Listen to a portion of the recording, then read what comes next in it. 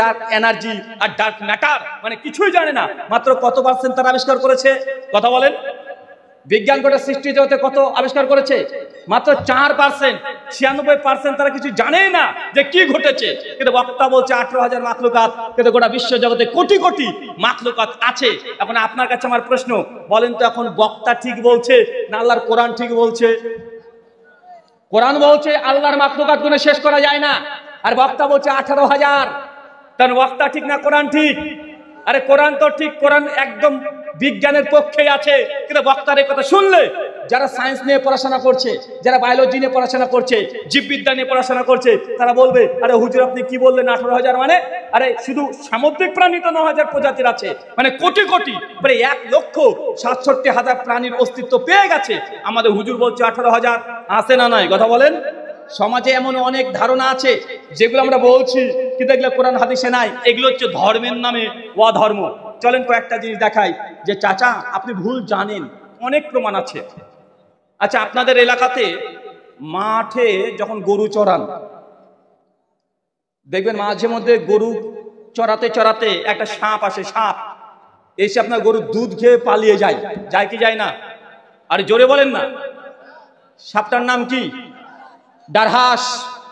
চমৎকার নাম, নামটাও সে একদম দাম্ভিক নাম, ডারহাস সাপ। ও দুধ খায় পালিয়ে যায়, তাই না ভাইজান? দুধ খেয়ে পালিয়ে যাচ্ছে।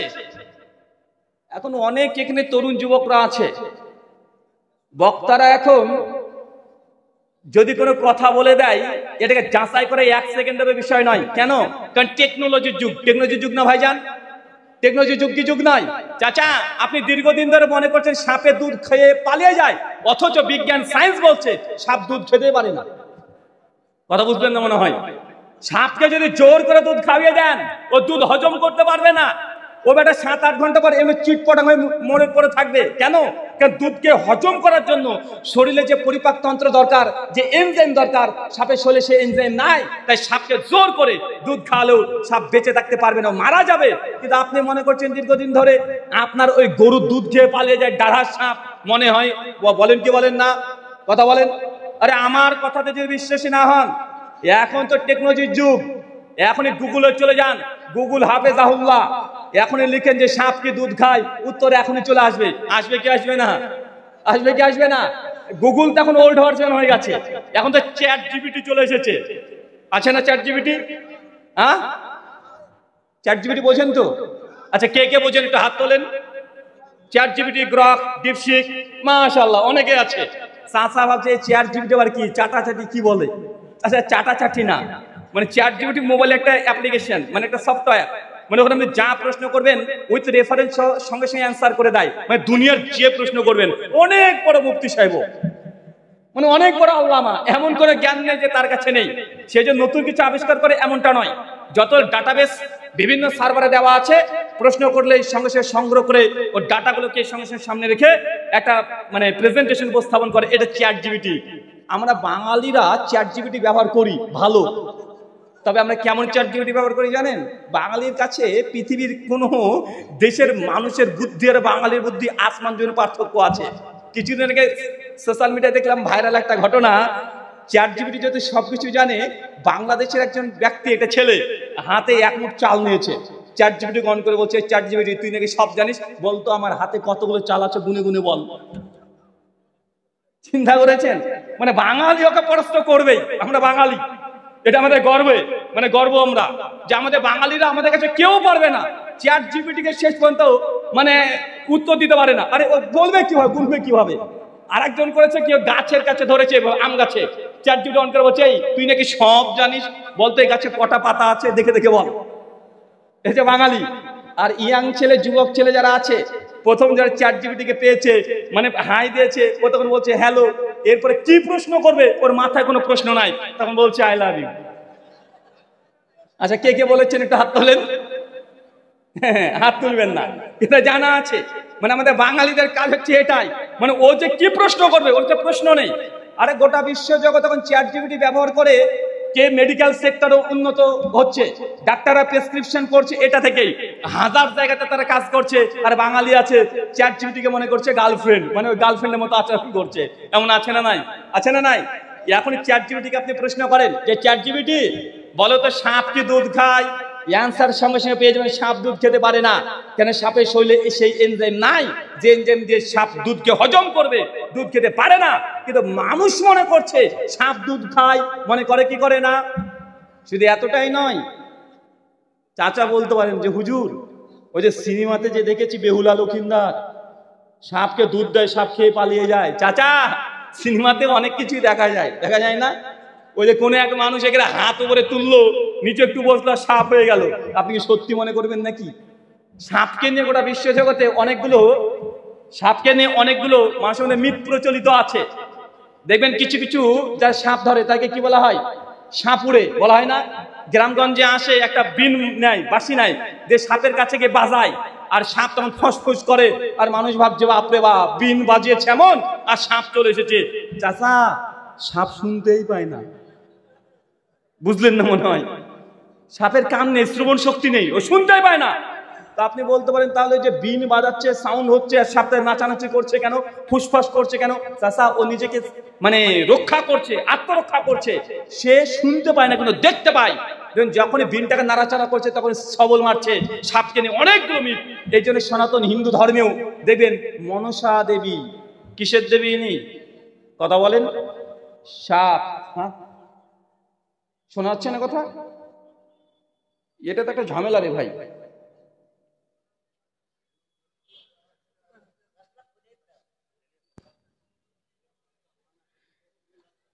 দেখবেন হিন্দু সনাতন ধর্মে সাপকে নিয়ে অনেকগুলো মিথ আছে না? শিব, ভগবান শিব মহাদেব, তার গলাতে সাপ আছে না নাই? মনসা দেবী, তার কাছে সাপ আছে না নাই? আর গ্রামগঞ্জের মানুষ এটাও বিশ্বাস করে, বাড়িতে যদি 2-3 দিন যদি সাপ দেখে, সঙ্গে সঙ্গে মনসা পুজোও দেয়। আছে না নাই? আছে না নাই? সেই মুসলিমের হাদিস 3105 নম্বর হাদিস, আল্লাহ নবী বলছেন, কেউ যদি বাড়িতে সাপ দেখে, প্রথম দিন যখনই দেখা হবে সঙ্গে সঙ্গে তাকে বলতে হবে, এই সাপ, তুই যদি সত্যি সাপ হোস তাই তোকে আমি হত্যা করবো, আর যদি জিন হোস তাই বাড়ি থেকে চলে যা। এটা আপনাকে বলতে হবে। কথা বুঝতে পারলেন? যদি সত্যি, কারণ জিন সে সাপের সুরাত ধরে। জিন কি ধরে? কথা বলেন। সাপের সুরাত ধরে, আপনার বাড়িতে আসতে পারে। তাই সাপ দেখলেই প্রথমে মেরে ফেলবেন, ইসলাম এটা বলেনি। প্রথম তাকে বলতে হবে যদি সত্যি সাপ হোস তাহলে বাড়ি থেকে, মানে যদি সাপ হোস আর যদি জিন হোস তুই বাড়ি থেকে চলে যা, হচ্ছে দেখলেই তোকে হত্যা করব। দ্বিতীয় দিন যদি আবারও দেখা যায়, তৃতীয়বার যদি আবার দেখা হয়, তারপর সেই সাপটাকে মারা যায়। ইসলাম এটা বলেছে। সাপকে নিয়ে অনেকগুলো মিথ আমাদের সমাজে প্রচলিত আছে। আছে না নাই? চাচা, তাহলে আপনি জানতেন তো, ভুল জানতেন, স্বীকার করছেন তো? স্বীকার করছেন তো যে সাপ দুধ খায় না, কিন্তু আপনি মনে করছেন দীর্ঘদিন ধরে। ঠিক ধর্মের মধ্যেও অনেকগুলো কাজ আপনি করেন যেটা ধর্মই না। আরেকটা উদাহরণ দিই, যুবক তরুণ যারা আছে তারা বলবেন। আচ্ছা বলেন তো, 365 দিনের মধ্যে বড়দিন কোনটাকে বলা হয়? কত তারিখ? 25শে ডিসেম্বর। মাশাআল্লাহ, 25শে ডিসেম্বর বড়দিন না? কি বলছেন? 25শে ডিসেম্বর বড়দিন তো? আচ্ছা, বড়দিন যদি 25শে ডিসেম্বর হয়, দিন বড় কোন সময় হয়? শীতকালে না গরমকালে? জি, শীতকালে দিন ছোট হয় না বড় হয়? ডিসেম্বর মাস আর একটা মাস পর আসবে, এটা নভেম্বর চলছে, এরপর ডিসেম্বর, তাই না ভাইজান? তো আস্তে আস্তে দিন ছোট হচ্ছে না বড় হচ্ছে? আর দিন তো ছোট হয় শীতের সময়, আর গরমের সময় হয় দিন বড়। শীতের সময় দিন ছোট আর রাত হয় অনেক বড়। ডিসেম্বর মাসে রাত হয় অনেক বড়, দিন হবে একদম ছোট্ট। তো 25শে ডিসেম্বর এটা ছোট দিন না বড় দিন? ছোট দিন না বড় দিন? আরে আপনি দেখতে পাচ্ছেন 25শে ডিসেম্বরে শীতকাল, আর শীতকাল মানে দিন ছোট হবে আর রাত হবে অনেক বড়। কিন্তু মানুষের 25শে ডিসেম্বরকে বড় দিন বলছে, বলে কি বলে না? আপনাকে আমি এটা বোঝানোর চেষ্টা করছি যে সমাজে অনেক কিছু আছে যে মানুষ ভুল জানে, ভুল জানার পরে সেটা বারবার সে ভুলটাই করে। তো ধর্মের মধ্যে এমন অসংখ্য অজস্র ধর্মের নামে অধর্ম আছে যেটা মানুষ করছে, অথচ সেটা ধর্মই নয়। আল্লাহ সুবহানাহু ওয়া তাআলা বোঝার তৌফিক দান করুন, আমিন। চলেন আর একটা এক ধাপ এগিয়ে গিয়ে কথা বলি, ধর্মের নামে অধর্ম হয়। এবার যখন আমি আসছিলাম, এয়ারপোর্ট যখন ক্রস করছিলাম, আমার লাগেজ মানে ব্যাগের মধ্যে, সাউন্ড নষ্ট হচ্ছে, ছেড়ে দেন। আমি যখন এয়ারপোর্ট থেকে এই তো কয়েকদিন আগে যখন কলকাতা নেতাজি সুভাষচন্দ্র বিমানবন্দরে নেমেছি, আমার ব্যাগের সামনে সবসময় ভাগবত গীতা এটা রাখা থাকে, আমার গাড়িতে এখনো আছে, সবসময় পাবেন। একটা কোরআন থাকে, একটা বাইবেল থাকে, সবসময় 24 ঘন্টা আমার গাড়িতে থাকবে বা ব্যাগে থাকবে সবসময়। মোবাইলেও আছে, আর হার্ড কপি আমি রাখি। তো আমার লাগেজের মধ্যে কিছু বইপত্র আছে, আর আমি ওঠার আগে একজন আমাকে বন্ধু বলছে, ভাইজান আমার কাছে হিজরি ক্যালেন্ডার আছে, হিজরি ক্যালেন্ডার নেবেন? আমি দেন। হিজরি ক্যালেন্ডার মানে আরবি ক্যালেন্ডার, যেমন জানুয়ারি, ফেব্রুয়ারি, মার্চ, এটা যেমন ইংলিশ। বাংলাতে আছে বৈশাখ, জ্যৈষ্ঠ, আষাঢ়, শ্রাবণ, তেমনি একইভাবে মানে আরবি ভাষাতে ক্যালেন্ডার আছে, মহরম মাস, রমাজান মাস, যে মাসগুলো শুনছেন এগুলো। তা আমি সঙ্গে সঙ্গে নিয়ে লাগেজে পুরে দিয়েছি, আমি পড়েও দেখিনি কি আছে, খুব তাড়া ছিল। তো বিমানবন্দরে যখন নেমেছি, সঙ্গে সঙ্গে প্রবেশ করার পরেই বেশ কিছু অফিসার আমাকে আগে লক্ষ্য করেছে। আর এখন তো বিশেষ করে মাথায় মুখে দাঁড়িয়ে আছে, মাথায় টুপি থাকলেই মানুষ আগে জঙ্গি সন্ত্রাসী মনে করে কি করে না, মানে সব জায়গাতে 3 ডবল 4 ডবল ইমিগ্রেশনে গিয়ে আমাদেরকে ঘন্টার পর ঘন্টা বসিয়ে রেখে দেয়, মানে মনে হয় যে দাঁড়িয়ে আছে মানে জঙ্গি, মানে তদন্ত তদন্ত করতেই থাকে। তা আমার লাগেজটা নিয়ে সঙ্গে সঙ্গে তিনি আমাকে বলছেন, আপনি সাইডে আসুন। আমি চলে গেলাম, উনি ব্যাগটা খুলতে বললেন, আমি নিজে ব্যাগ খুলে দিলাম, জামা কাপড় বের করে দিয়েছি। তো ক্যালেন্ডার আছে, বলছে এ ক্যা হ্যাঁ? ক্যালেন্ডার বের করে দিয়েছি। বলছে ক্যালেন্ডার? জি। দেখার পর উনি বলছেন যে এখানে কি লেখা আছে। আমি তখন ভাবিও নি, আমি ওটা দেখেও নি যে কি লেখা আছে। ক্যালেন্ডার দিয়েছে, রেখে দিয়েছি, আর বাংলাতে লেখা আছে। আর উনি আছেন হিন্দি ভাষী, বাংলা তিনি পড়তেও পারেন না। সঙ্গে সঙ্গে মোবাইলটাতে ছবি তুলে গুগল ট্রান্সলেট থেকে তিনি পড়ছেন। আমি তার মধ্যে একটু তাকিয়ে দেখে নিয়েছি যে কি লেখা আছে, দেখি তো একটু। প্রথমে দেখছি সূরা তওবার 5 নম্বর আয়াত। আমি এগিয়েছি, আবার শেষ, মানে ইন্ডিয়াতে ভাইরাল আয়াত যে মুশরিকদেরকে যেখানে পাও হত্যা করো। কথা বুঝতে পারবেন না ভাইজান? কারণ এই আয়াতটা প্রাসঙ্গিক, কারণ ওখানে কোরআনের যে আয়াত যে হারাম মাস অতিবাহিত হওয়ার পরে মুশরিককে যেখানে পাবে হত্যা করবে, আর এটা তো ইন্ডিয়ায় ভাইরাল আয়াত। আর উনি যেহেতু হিন্দি ভাষী, এটা তার কাছে আরো বেশি ভাইরাল। আমি মানে পড়ে আমি হতো কি মিষ্টি রে ভাই সঙ্গে। উনি তখন পড়ার পরে আমাকে বলছে যে মুশরিক কौन है আর কাফের कौन होता है। আমি তখন বলছি যদি সোজা সাপটা উত্তর দিই তাহলে আমাকে আর এখান থেকে বের হতে হবে না। আমি তখন টুক করে গীতাটাকে বের করেছি, ভাগবত গীতা। আমি গীতাটাকে বের করে বলছি, স্যার এ শ্রীমদ ভাগবত গীতা চ্যাপ্টার 7 ভার্স 40।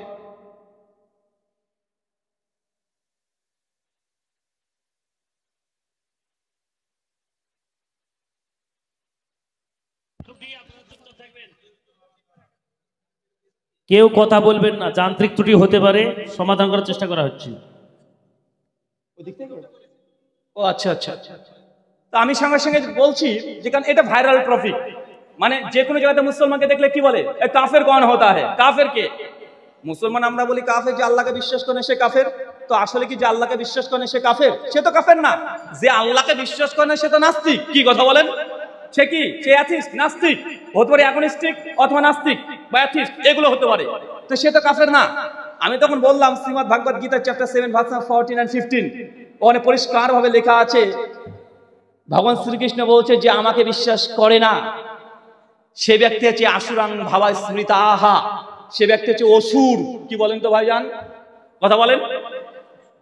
যে ভগবান শ্রীকৃষ্ণকে স্রষ্টা গড বিশ্বাস করে না সে ব্যক্তিকে শ্রীকৃষ্ণ বলছেন আসুরাং ভাবা স্মৃতাহা নামাং দুষ্কৃতিনাং মূঢ়াহা প্রাপাধ্যান্তে নারাধমাহা মায়া প্রহুদ্গনাহা আসুরাং ভাবা স্মৃতাহা। যে ব্যক্তি ভগবান শ্রীকৃষ্ণ আমাকে বিশ্বাস করে না এই ব্যক্তি হচ্ছে নারাধমাহা, মানুষের মধ্যে সবচেয়ে নিকৃষ্ট। আসুরাং ভাবা স্মৃতাহা, এই ব্যক্তি হচ্ছে অসুর স্বভাবের, এই ব্যক্তিকে নরকে নিক্ষেপ করবে কে? ভগবান শ্রীকৃষ্ণ।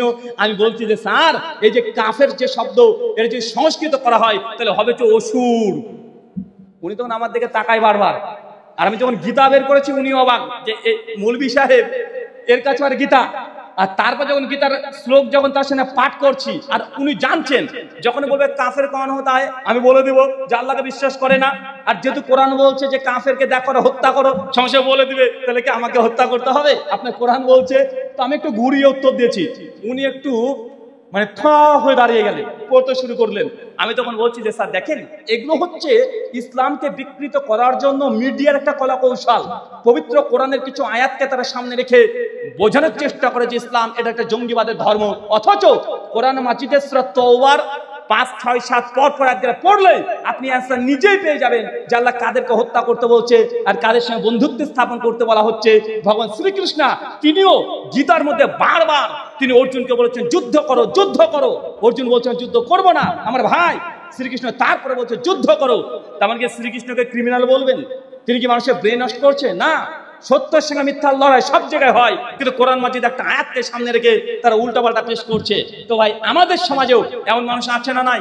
কথা বলেন, আছে না নাই? আরে সমাজের মধ্যে দেখবেন মানুষের সঙ্গে ঝামেলা।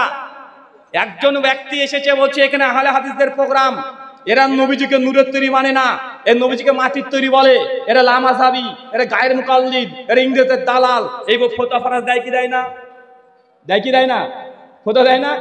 তো একদিন আমি আলোচনা করছি, তাদের মধ্যে কেউ এসেছে, আলোচনা শুনেছে, শুনে আমি বলেছি যে আমার আলোচনার মধ্যে কোনো ত্রুটি বিচ্যুটি হলে আপনি প্রশ্ন করবেন, আর আমার আলোচনার শেষে একটা প্রশ্নোত্তর রাখি, কেন আমার মধ্যে ভুল হতে পারে কি পারে না? বলেন, আমার দ্বারা ভুল হতে পারে কি পারে না? আরে আমার দ্বারা ভুল হবেই, হতে পারে না, হবেই। সুনান তিরমিজি হাদিস 2499 সনদ হাসান, আল্লাহ নবী বলছেন কুল্লু বানি আদম খাত্তাউন, প্রত্যেক আদম সন্তান ভুলকারী। আমার ভুল হবে, নিশ্চিত হবে। যদি মনে করেন যে রুহুল ভাইয়ের ভুল হবে না, তা আপনি আমাকে ফেরেশতা মনে করছেন নাকি? আর আমি তো আদম সন্তান, আর আমার দ্বারা ত্রুটি বিচ্যুটি হবে, আর সেটা আপনারা ধরিয়ে দেবেন। আমার কোনো ত্রুটি বিচ্যুটি হলে ধরানোর জন্য সুযোগ দিই। এটা হচ্ছে প্রশ্নোত্তর পর্ব। তো প্রশ্নোত্তর পর্বে ওই ভাই উঠেছে, উঠে তখন বলছে যে ভাই আমার প্রশ্ন নবীজি নূরের তৈরি না মাটির তৈরি? আমি আর কোনো কিছু পেলেন না প্রশ্ন, বলছে নবীজি নূরের তৈরি না মাটির তৈরি? আমি তখন একটু কৌশল করে বললাম যে ভাইজান আমার নবী চিনির তৈরি, চিনি।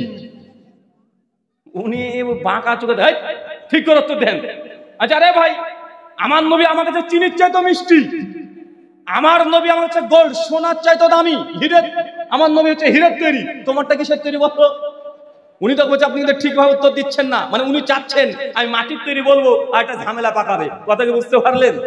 মানে মানুষের সমস্যা হচ্ছে এটা, মানে নবীজি নূর না মাটি এটা নিয়ে মারামারি করছে, আছে না নাই? কথা বলেন। আচ্ছা ধরেন আপনি বাড়িতে নেই, আপনি বাইরে গেছেন 2-3 দিনের জন্য, থানা থেকে একজন পুলিশ অফিসার আপনার বাড়িতে এসেছে, বাড়ির গেটটাকে নক করেছে, আপনার স্ত্রী গেটটাকে খুলে দিয়েছে। খুলে দেওয়ার পরে পুলিশকে আপনার স্ত্রী দেখেছে, আর পুলিশকে দেখে স্ত্রী বলছে স্যার কি ব্যাপার? আর পুলিশ বাবু তিনি বলছেন যে আপনার হাজবেন্ড কোথায়, স্বামী কোথায়? স্ত্রী বলছে উনি তো বাইরে গিয়েছেন। পুলিশ অফিসার বলছেন আপনার স্বামী যদি বাড়িতে আসে থানাতে দেখা করতে বলবেন। চলে গেছে পুলিশ অফিসার, 3 দিন পর আপনি বাড়িতে ফিরছেন। এখন স্ত্রী সঙ্গে শেষে বলছেন যে থানা থেকে অফিসার এসেছিল, তোমাকে থানাতে দেখা করতে বলেছে। স্ত্রী যদি এই নিউজ, এই খবরটা দেয়, তাহলে আপনি আপনার বউকে কি জিজ্ঞাসা করবেন? এই অফিসারটা এসেছিল কেমন দেখতে গো, ফর্সা না কালো, মোটা না পাতলা, কত ফিট লম্বা, কেমন পোশাক পরে এসেছিল, লোকটা ভালো তো, এইসব প্রশ্ন করবেন? সে কেমন দেখতে এটা প্রশ্ন করবেন, না কেন এসেছিল প্রশ্ন করবেন? কোনটা? আরে পুলিশ অফিসার কেন এসেছে এটা আমাদের দরকার। উনি কত ফিট লম্বা, উনি দেখতে কালো না সাদা, এটা দেখা দরকার নেই। আরে মুহাম্মদ সাল্লাল্লাহু আলাইহি ওয়াসাল্লাম কিসের তৈরি এটা গুরুত্বপূর্ণ নয়। মুহাম্মদ সাল্লাল্লাহু আলাইহি ওয়াসাল্লাম কেন এসেছে, কি বার্তা নিয়ে এসেছে, এটা জানানো বা জানা এটা আপনার জন্য জরুরি। কথা বুঝতে পারলেন না মনে হয়? তিনি কিসের তৈরি এটা নিয়ে মানুষ আজকে মারামারি করছে। আরে ভাই নবীজি নূরের তৈরি হোক আর মাটির তৈরি হোক আর চিনির তৈরি হোক, এটা দিয়ে আপনার এমন কিছু যায় আসে না। কিন্তু নবী কেন এসেছে, কি বার্তা নিয়ে এসেছে, এটাকে আপনি ভুলে যাচ্ছেন। যখন আল্লাহ নবী প্রসঙ্গে আমরা বলছি যে নবী বলছেন, সেই মুসলিমের 195 নম্বর হাদিস, কেউ যদি টাকনা নিচে জামা কাপড় প্যান্ট ঝোলায় মাকাদা মিনান নার, তা থাকার জায়গা জাহান্নাম। আরো কাছে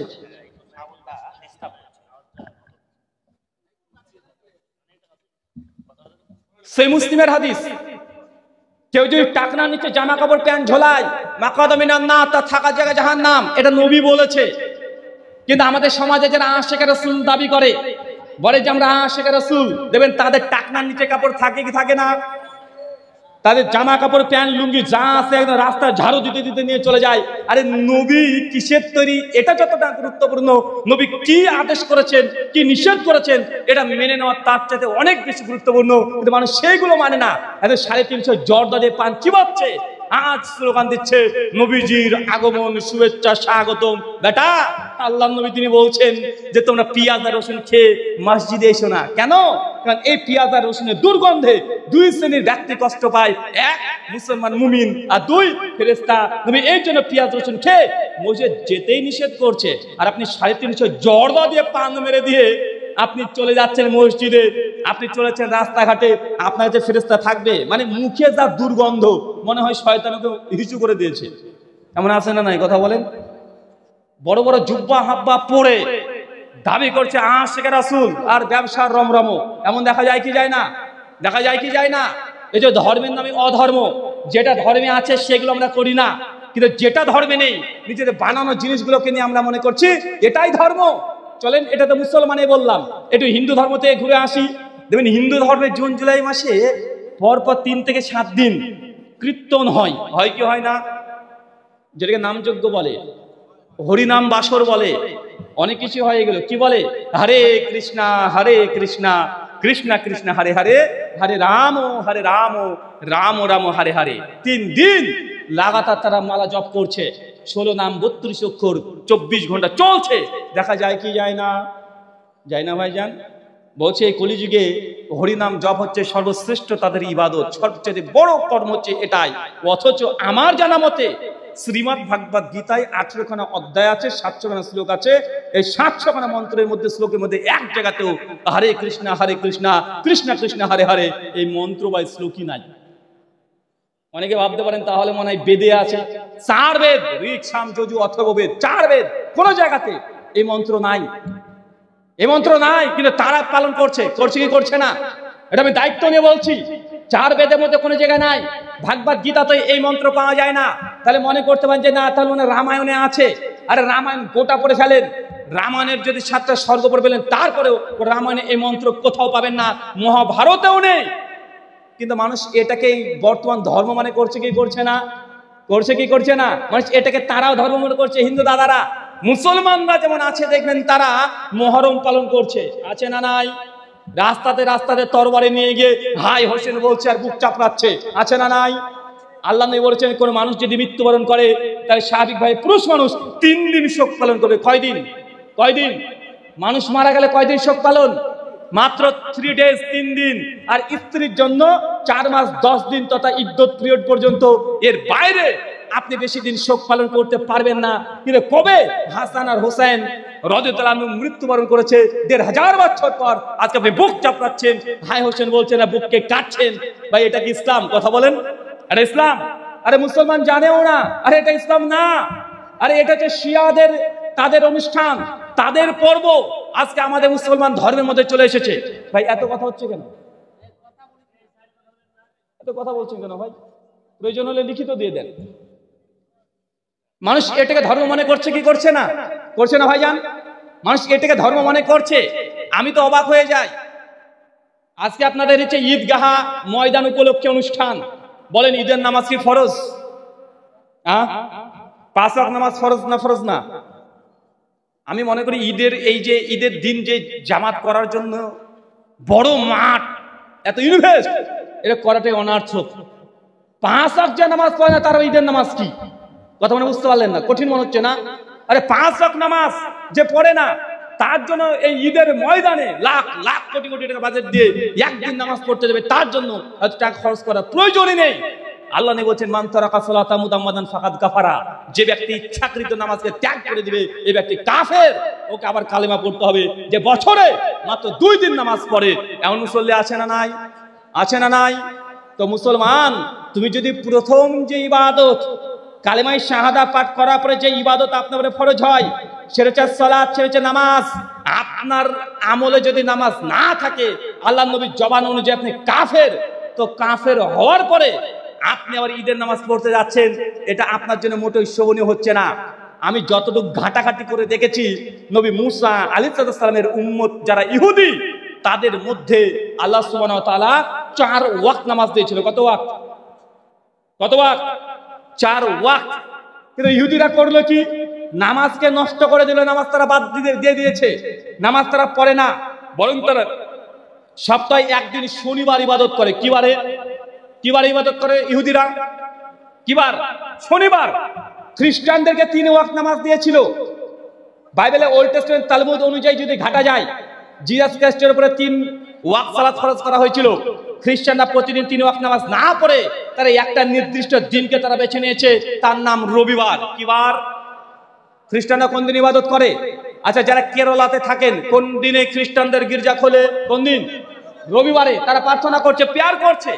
আল্লাহ দিয়েছিল 3 ওয়াক্ত, তারা সপ্তাহে একদিন ঘটা করে তারা ইবাদত করছে রবিবারে, ইহুদিরা করছে শনিবারে। মুসলমান, তুমিও তো ইহুদি খ্রিস্টানের চাইতে কম না। তোমার উপরেও আল্লাহ সুবহানাহু ওয়া তাআলা 5 ওয়াক্ত নামাজ দিয়েছে। তুমি নামাজকে বাদ দিয়ে সপ্তাহে একদিন, ইহুদি নিয়েছে শনিবার, খ্রিস্টান নিয়েছে রবিবার, আর মুসলমান তুমি নিয়েছে শুক্রবার। আছে না নাই? আছে না নাই? তো আপনার মধ্যে আর ইহুদি খ্রিস্টানদের পার্থক্য কি? তাদেরকে আল্লাহ 3 ওয়াক্ত আর 4 ওয়াক্ত নামাজ দিয়েছে, তারা 3-4 ওয়াক্ত নামাজকে বাদ দিয়ে সপ্তাহে একদিন ইবাদত করে। মুসলমানের বাচ্চা তুমিও ইহুদির মতো সপ্তাহে একদিন জুমার নামাজ পড়ছো, তুমি নিজেকে মুসলমান দাবি করছো। একটা ছোট্ট প্রশ্ন করছি, উত্তর দেন। আচ্ছা, ওযু যখন করেন, হাতের এখান থেকে এত দূর ধুইতে হয়, ধুতে হয় কি হয় না? কত দূর? এই জেরা পর্যন্ত, এই কবজি পর্যন্ত ধৌত করতে হয়। কেউ নামাজ পড়ার পূর্বে, অজু করার পূর্বে এই এত দূর ধুয়েছে, এতটুকু ধয়নি, অজু করেছে, নামাজ হবে? কেন? আর ভাই করেছে তো, একটু করেনি তো কি হয়েছে? হ্যাঁ, বা সব করেছে, মাথাটাকে মাসা করেনি, হড়হড় করে পানি ঢেলে দিয়েছে, হবে? আচ্ছা, বিসমিল্লাহ বলে পুকুরে মেরেছে ঝাঁপ, আর মনে করছে অজু হয়ে গেছে, নামাজ হবে? কথা বলেন। কেন রে ভাই, হবে না কেন? আল্লাহ সুবহানাহু ওয়া তাআলা যেটাকে ফরজ করেছে, তার যদি আপনি একটু কম বেশি করেন, সেটার ইবাদত থাকে না। আচ্ছা, মাগরিবের নামাজ কত রাকাত ফরজ? 3 রাকাত, তাই তো? না 4 রাকাত? আপনাদের এলাকায় কয় রাকাত পড়েন? 3 রাকাত তো? 3 রাকাত। কেউ যদি ইচ্ছায় একদম স্বাধীনভাবে 2 রাকাত নামাজ পড়ে সালাম ফিরিয়ে দিয়ে চলে যায়, তার নামাজ হবে না বাতিল? আচ্ছা, 2 রাকাত পড়েছে, তার নেকি পাবে? 2 রাকাত যদি ইচ্ছাকৃত পড়ে চলে যায়, ইচ্ছাকৃত, কবরে গেলে ফেরেশতারা চুম্মা দেবে না, ওকে ঠ্যাঙাবে? কেন ভাই, নামাজ তো পড়েছে 2 রাকাত, কেন নেকি পাবে না? কথা বলেন কেন?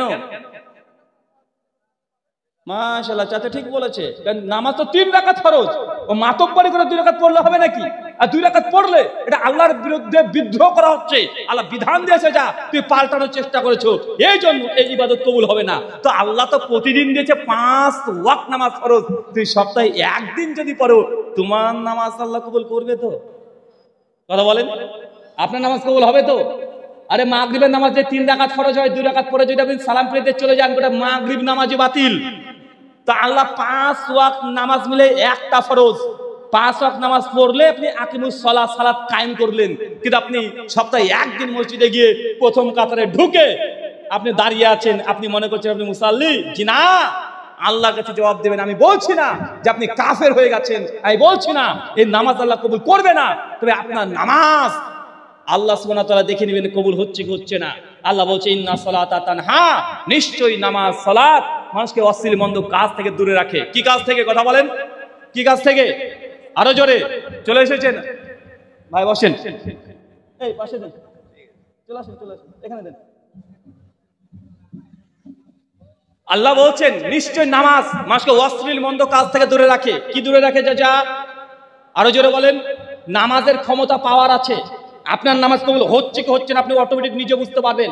যেই দিন থেকে আপনি নামাজ পড়া ধরেছেন, সেই দিন থেকে আপনি স্ত্রীকে বলেছেন, শোনো, বন্ধনের যা লোন নিয়েছিলে জিন্দেগিতে, আর বন্ধনের অফিসে যাবে না, দেখো পকেটের টাকা আছে, বন্ধন অফিসে দিয়ে দাও, বন্ধনে আর যাবে না, বন্ধন টাকা আজ থেকে পরিশোধ করে দাও। মানে নামাজ পড়তে শুরু করেছেন, সুদ থেকে দূরে থাকছেন, তখন মনে করবেন যে হ্যাঁ, এই সালাত আল্লাহর দরবারে কবুল হচ্ছে।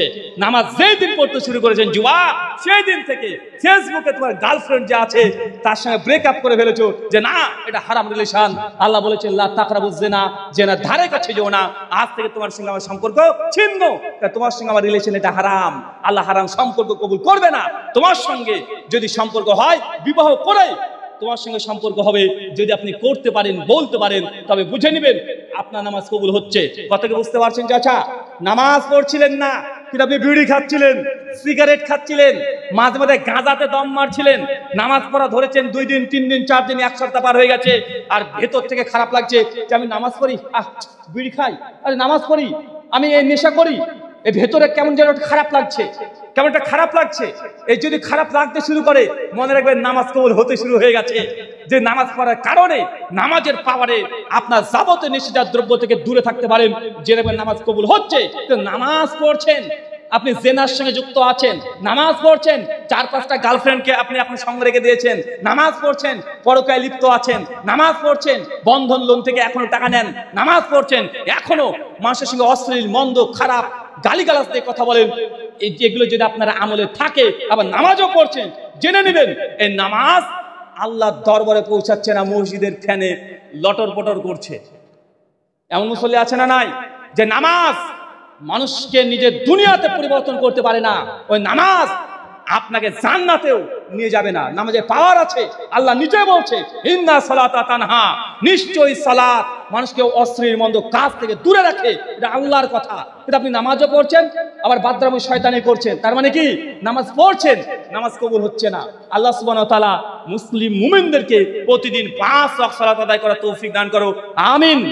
আমাদের মধ্যে হারাম যত কাজ আছে আল্লাহ সুবহানাহু ওয়া তাআলা এই কাজ থেকে আমাদের বিরত থাকার তৌফিক দান করো, পড়ি আমিন। শেখ চলে এসেছে, ছেড়ে দিন।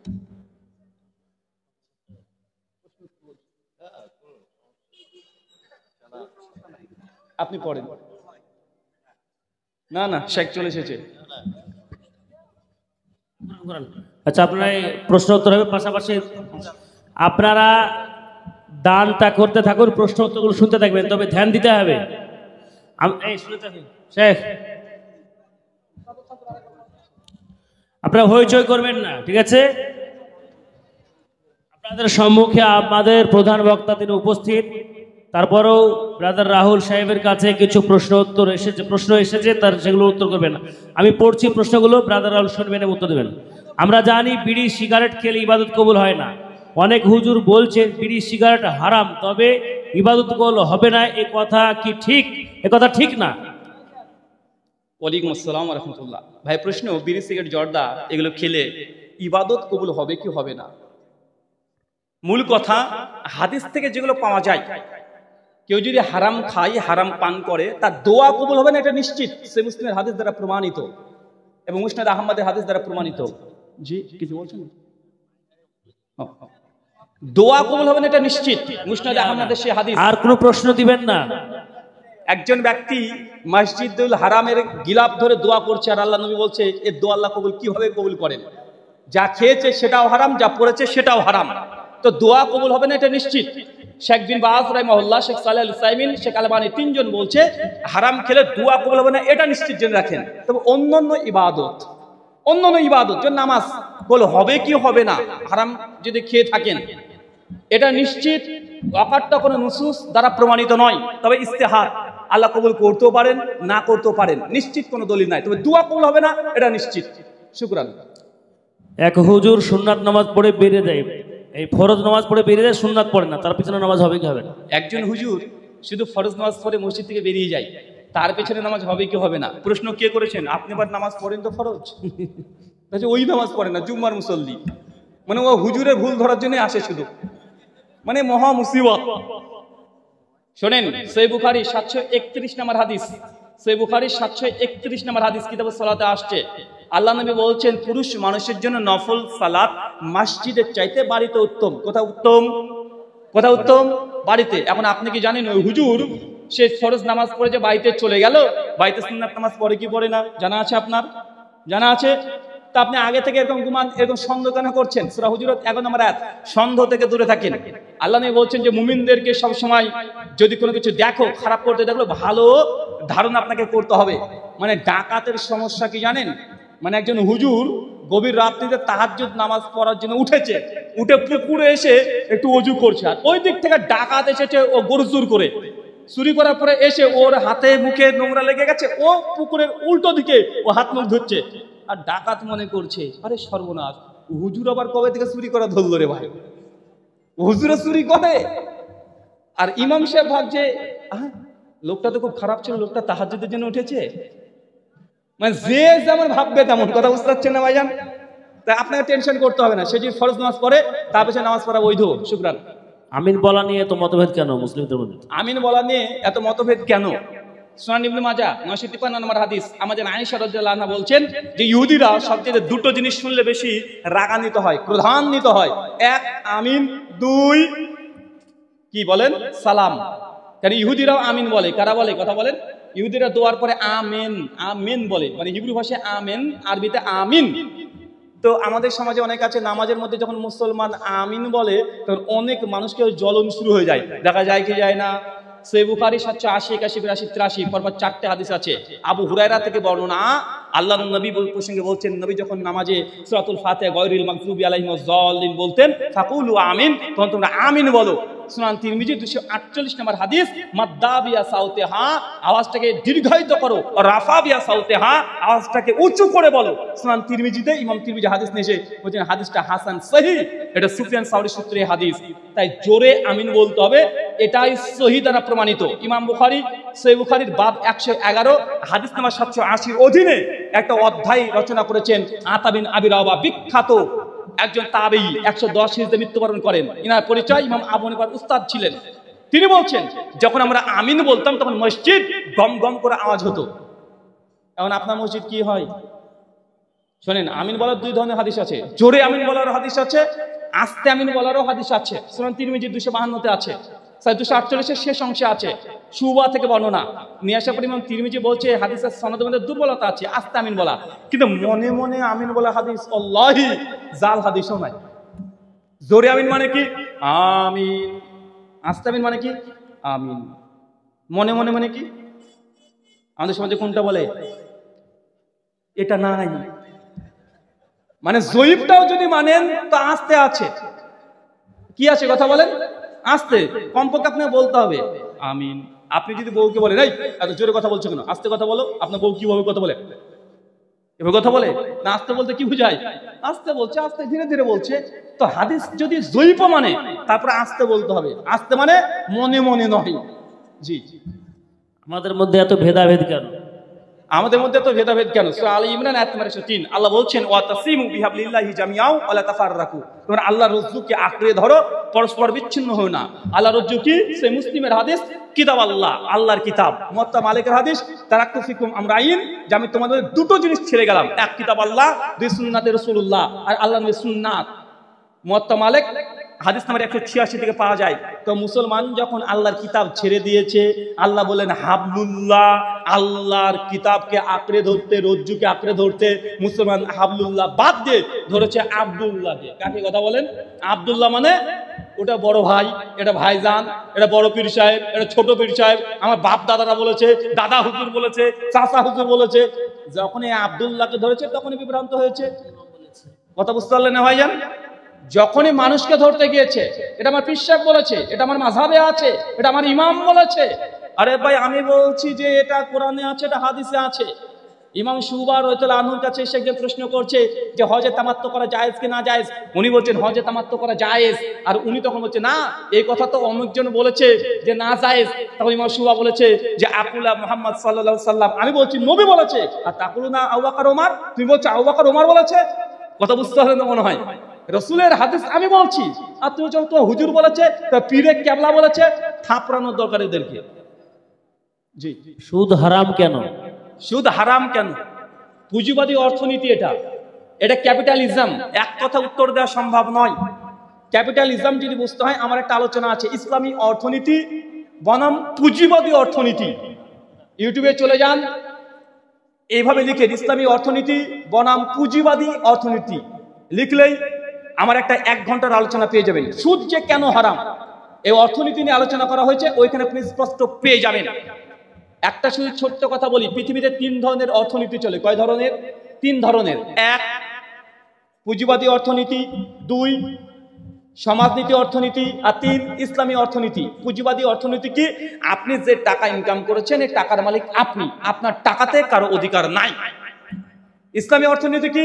আপনি যে টাকা উপার্জন করেছেন, এই টাকার মালিক আপনি, কিন্তু আপনার টাকার উপরে জনগণের হক আছে, কি আছে কথা বলেন? যদি আপনার নিসাব অতিক্রম হয়, জাকাত আছে না নাই?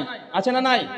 তাই ইসলামী অর্থনীতি একজন গাছতলায় থাকবে, একজন 10 তলায় থাকবে, এটা নয়। কিন্তু পুঁজিবাদী অর্থনীতি কি, আপনি যা উপার্জন করেছেন টাকার মালিক আপনি, আপনার টাকার উপরে কারো অধিকার নাই। ইসলামের সঙ্গে এটাই পার্থক্য অর্থনীতিতে। আপনি যদি কোটিপতি হয়ে যান, কাদের লাভ বেশি, গরিব না ধনী? কাদের? আরে গরিব মানুষের লাভ বেশি। আপনি যত কোটিপতি হবেন গরিব মানুষের লাভ বেশি। কেন? জাকাত বেশি আসবে, গরিব মানুষের হক তত বাড়বে।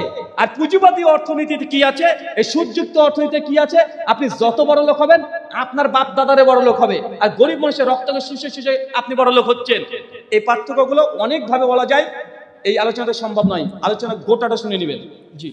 আদম আলাইহিস সালামের প্রতি কোনো কিতাব নাজিল হয়েছিল কিনা? নবী আদম আলাইহিস সালামের উপরে কোনো কিতাব নাজিল হয়েছে কি হয়নি? নবী আদম থেকে কোনো কিতাব নাজিল হয়েছে সেই সনদে কিছু পাওয়া যায় না। তবে সূরা বাকারার 38 থেকে 42 নম্বর আয়াতে আল্লাহ বলেছিলেন যে আদম তুমি দুনিয়াতে যাও, আমি তোমার সন্তানদেরকে কিতাব দেব। কাকে দেবে?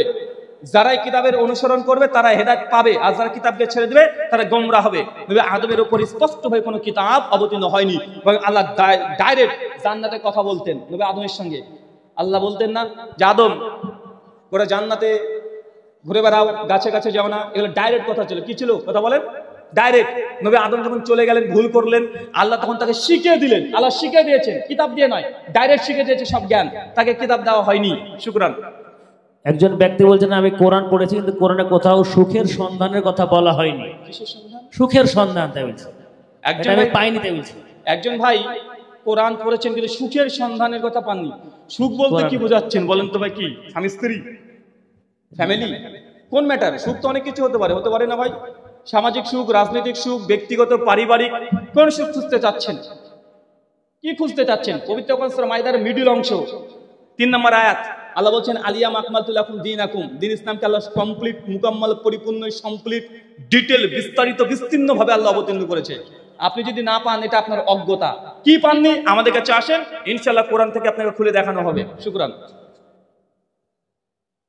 নামাজে মহিলাদের কতটা পর্দা করতে হবে? মেয়েদের পর্দা পায়ের নখ থেকে মাথার চাঁদি পর্যন্ত পুরো ঢাকা থাকবে। নামাজরত অবস্থায় শুধু মুখমণ্ডল খোলা থাকবে, হাতের এই কবজি এই অংশটুকু খোলা থাকবে। যদি নামাজ পড়ার সময় পিঠ পেট কোমর কিছু বেরিয়ে যায় নামাজ বাতিল হবে। টাকনার উপর যদি এতদূর যদি মেয়েদের কাপড় উঠে আসে নামাজ পরিষ্কার বাতিল হয়ে যাবে। শেখ নাসিরুদ্দিন আলবানী তার সিফাতে সালাতুন নবীতে প্রথমেই এই আলোচনা মাসালা ডিটেল আলোচনা করেছে। অধিকাংশ মেয়েদের নামাজ এই জন্য বাতিল হয়ে যায়। আচ্ছা, একজন পুরুষ মানুষ নামাজ পড়তে গিয়ে পিছন থেকে পাকিস্তান বেরিয়ে গেছে। পাকিস্তান মানে বুঝেন তো, মানে এত ছোট জামা পড়েছেন, মানে সিজদার উপর দিতে গিয়ে পাকিস্তানে বেরিয়ে গেছে, নামাজ হবে না বাতিল? কেন? তার সতর এটা। তো মেয়েদের সতর তাদের প্রায় নখ পর্যন্ত ঢাকা থাকবে, নখ পর্যন্ত। বিন বাজের ফতোয়া আছে নখ পর্যন্ত তাদের এই যে পুরো আওরাত হচ্ছে এতটুকু অংশ। কিন্তু আপনি নামাজ পড়তে গিয়ে ওই যে কি একটা হাত হাতা পড়েছেন, নাইটি, হাতের এতদূর পুরোটাই খোলা, নামাজ গিয়েছে, ওই নামাজ শেষ। জি। বর্তমানে কি করে ঐক্য হতে পারে মুসলিমদের? তাই বলছে বর্তমান কিভাবে ঐক্য আসতে পারেন? মার খেতে হবে, গাছে বেঁধে হুজুরদেরকে সব দমাদম পিটাবেন, তাহলে সব ঐক্য হয়ে যাবে। হুজুরদেরকে নয়, আপনাদেরকে পেটানোর দরকার। পিটনি আপনাদের দরকার, জনগণকে। কারণ আপনারা যদি আপনাদেরকে কোরআনের কথা বলা হয়, হাদিসের কথা বলা হয়, আপনারা শুনতে চান না। শুনতে যাবেন কি বাবারে, এই টান শুনবেন আপনারা, শুধু মানে টানের পাগল। আরে বাবা, আমার বক্তা কত বড় বক্তা, কি বক্তা তো হিন্দি সিনেমার গানের সুরে গজল বলে, কত বড় ট্যালেন্ট দেখেছেন? তাকে নিজে থেকে পরিবর্তন করেন। সূরা রদ আয়াত নাম্বার 11 আল্লাহ বলছেন ইন্নাল্লাহা লা ইউগাইয়িরু মা বিকাউমিন হাত্তা ইউগাইয়িরু মা বিআনফুসিহিম। আল্লাহ সেই জাতির ততক্ষণ পরিবর্তন করবে না যতক্ষণ আপনারা পরিবর্তন না হন। আল্লাহ বলছেন, নবী বলছেন, সুনান আবু দাউদ হাদিস নাম্বার 4607, সুনান তিরমিজি কিতাবুল ফিতান হাদিস নাম্বার 2676। আর নবী বলছেন আমি মৃত্যুর পর ইখতিলাফুন কাসীরা, আমার উম্মত অনেক দলে দলে ভাগ হয়ে যাবে। কে বলছে কথা বলেন? নবী বলছেন যে উম্মত দলে দলে ভাগ হবে, নিশ্চিত হবে। আপনি এক করতে পারবেন না, চেষ্টা করলেও পারবেন না। আর যদি পারেন নবীর ভবিষ্যৎবাণী ভুল হয়ে যাবে। নবীর কথা কি ভুল হবে? কথা বলেন। আপনি দলে দলে ভাগ হবেন, নবী বলছেন ইখতিলাফুন কাসীরা, অনেক বড় বড় মতভেদ হবে। তবে এই মতভেদ থেকে বাঁচবেন কিভাবে? নবী সেই রাস্তা দেখে দিয়েছেন। নবী বলছেন ফালাইকুম বিসুন্নাতি, যখনই মতভেদ দেখবে হুজুরদের মধ্যে, তখন আমি নবীর সুন্নাতকে আঁকড়ে ধরো, ও সুন্নাতে খোলাফা রাশিদিন মাহদিন এবং আমার খলিফাদের সুন্নাতকে আঁকড়ে ধরো, তাহলে তোমরা আর গোমরাহ পথভ্রষ্ট হবে না। দলে দলে ভাগ হবে 100% হবে, আপনি চেষ্টা করলেও এক করতে পারবেন না। এক করতে গেলে নবীর হাদিসকে ভুল বলতে হবে। নবীর হাদিসকে ভুল হতে পারে? কথা বলেন, ভুল হবে না। মুসলমান দল হবে, কিন্তু এই দলের মধ্যে আপনাকে পড়লেও হবে না, আপনাকে বাঁচতে হবে। আর বাঁচার রাস্তা নবী বলে গেছেন, এক নবী সুন্নাতকে আঁকড়ে ধরেন, খোলাফা রাশিদিনের সুন্নাতকে আঁকড়ে ধরেন, ফাহমুস সালাফ, সালাফ যেই রাস্তায় চলেছে সেই রাস্তায় চলেন, ইনশাআল্লাহ আপনি বাঁচেন। তারপরে অন্য কারো চিন্তা করবেন। নবী নূহ আলাইহিস সালামের বেটাকেও নবী নূহ আলাইহিস সালাম বাঁচাতে পারবেন না, পারবেন না কি? কথা বলেন, আগে নিজে বাঁচেন। জি, সহিহ হাদিস কেন মানতে হবে? এত প্রশ্নের দরকার নেই, ছেড়ে দেন, এগুলো পরে হবে ইনশাআল্লাহ। সহিহ হাদিস কেন মানতে হবে? কেন ভাই জাল হাদিস মানবেন নাকি? সহিহ হাদিস মানে কি রে ভাই? এখন আপনাকে যদি বলা হয় ভাই জাল টাকা কি টাকা, ভাই জাল টাকা যদি আপনাকে আমি 5 লক্ষ টাকা দিই, আপনি নেবেন? কেন নেবেন না রে ভাই? টাকা তো বলো, টাকা না হয়ে যান। তো জাল টাকা যদি আপনাকে 5 লাখ টাকা দিই, নেবেন না কেন? বললাম তোকে একটা চাকরি দিলাম, প্রত্যেক মাসে 5 লাখ টাকা বেতন দেবো, কি করবে? আমার বাড়ির বাজার করে দিবি, 5 লাখ টাকা বেতন, তবে তোমাকে সবগুলো জাল টাকা দেবো, করবেন? হ্যাঁ? আর যদি বলে 5,000 টাকা দেবো, একদম অরিজিনাল টাকা, বাড়ির কাজ করে দিতে হবে, করবেন কি করবেন না? অবশ্যই করবেন। তো জাল টাকা যেমন টাকা নয়, জাল হাদিসও তেমন হাদিস নাই, তাই সহিহ হাদিস আপনাকে মানতে হবে। ওয়ামা আলাইনা ইল্লাল বালাগ, সুবহানাকাল্লাহুম্মা ওয়া বিহামদিক ওয়া আশহাদু আল্লা ইলাহা ইল্লা আনতা আস্তাগফিরুকা ওয়া আতুবু ইলাইকা। আসসালামু আলাইকুম ওয়া রাহমাতুল্লাহ। শুনেন, আমরা কেউ উঠবো না ইনশাআল্লাহ শেষ পর্যন্ত, ঠিক আছে ইনশাআল্লাহ? উনি হচ্ছেন মেহমান আর আমরা কি? মেজবান। মেহমান বাড়িতে যদি আসে আর বাড়ির মানুষ যদি বাড়ি থেকে পালিয়ে যায়, কেমন লাগবে? হ্যাঁ, খারাপ দেখাবে না ভাইজান? কেউ উঠবো না ইনশাআল্লাহ। খুব সংক্ষিপ্ত আলোচনা করবেন, ধৈর্য সবর সহকারে শুনবেন ইনশাআল্লাহ। জাযাকাল্লাহ। শেখ চলে আসুন।